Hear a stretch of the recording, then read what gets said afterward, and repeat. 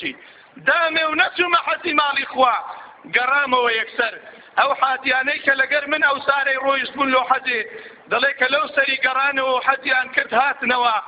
یەکەیەکە سەریان لێ دەدام لە مارێ دەیان گوت یا ڕەبی خوا خێرت بنووسی لۆ ئەو هەموو شتەی لە حەجێ بەمەدگۆ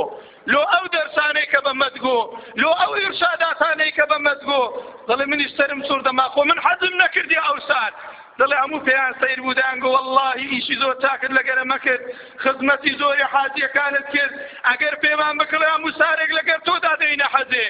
سبحان الله دەرێ زۆرم پێ سەیر بوو ئەو شەوە لە خەودا نووسم پیاوێک هاتە خەونم زۆر نورانی و چاک بوو کە تەمەشام کرد و لێم پرسید تۆ چێی فەرمووی من محەممەد المستەفامە صلی الله عليه وسلم جێ بگرە فەرمووی باخەبەرت دەمێ تۆ نازانی چێ چوە حەجی کردیە فەرمووی وەڵڵاهی کە تۆ یارمەتیە و ئافرەتەتدا لە ئوممەتی من خوای گەورە لە ئاسمانێ مەلایکەتێکی نارد لەسەر شکلی تو گۆتی حەجی بکە هەتا ڕۆژی قیامەت و ئەدری لە ئەو پیاوەی بنووسن لە دنیایەدا حەجی بکە هەتا ڕۆژی قیامەت بەڵام پاداشتەکەی هەموو لۆ ئەو پیاوەی بنووسن کە خێری بەو ئافرەتە فەقیرەی کرد تخوات ئەدرێکە چ خێرێکە لە بۆ ئینسان کە هەتا ڕۆژی دوایی و هەتا ڕۆژی قیامەت لە بۆ ئەو ئینسانەدا دەمینێتەوە ئەوە سەدەقەیە وما أنفقتم من شيء فهو يخلفه ئەوەی تۆ دەیبەخشی خوای پەروەردگار خوای رب العالمین تعویزی دەکاتەوە و دەینێتەوە بە چەند قاتیش دەیداتەوە ئەو شتە جوانانەشمان نیشان دەدات نقطەی سێیەم برا بەڕێزەکانم ئەوەیە ئینسانە بێ لەو مانگە زۆر تۆبە بکا و بگەڕێتەوە لای خوای گەورە والله پێغەمبەر صلی الله علیه و سلم فەرمێ مەلایکەتی خوا بانگەکە یا باغی الخیر ئەقبل ویا باغی الشەر ئەقصر دەفەرمێ مەلایکەت لە مانگی ڕەمەزان هەموو ڕۆژێک بانگەکە ئەی ئەو کەسەی کە تاکەی دەکەی بەردەوام بە ئەی ئەو کەسەی خراپەیەکەی واز بینە ئەگەر لەو مانگە تۆبە نەکەی و نەگەڕێەوە لای خوای گەورە چ کاتێک تۆبە دەکەی هەموو خەڵکێک برا خۆشەویستەکانم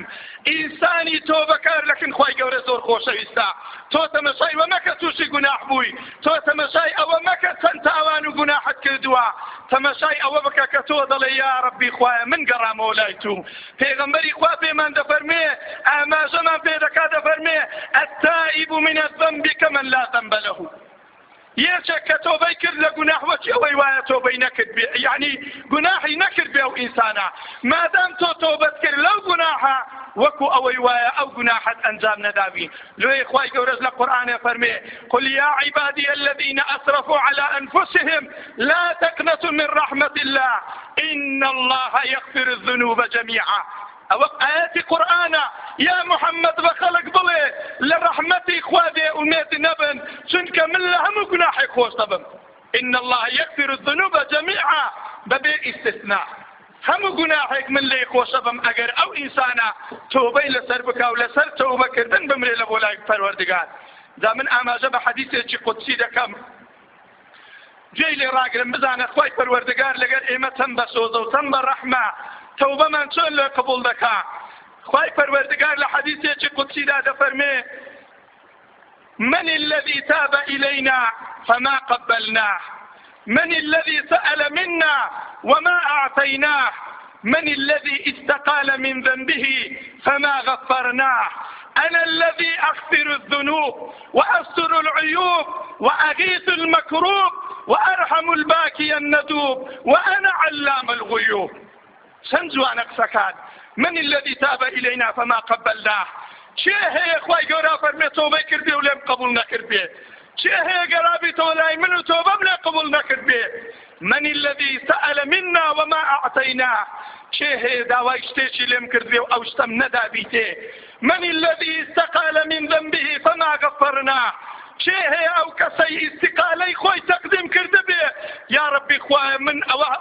تۆبەم کرد لە هەموو گوناحەکان منیش لە گوناحەکانی خۆش نەببم خوای گەورە فەرمێ أنا الذي أغفر الذنوب من ئەو خودایم کە لە گوناحەکان خۆش دەبم وأستر العيوب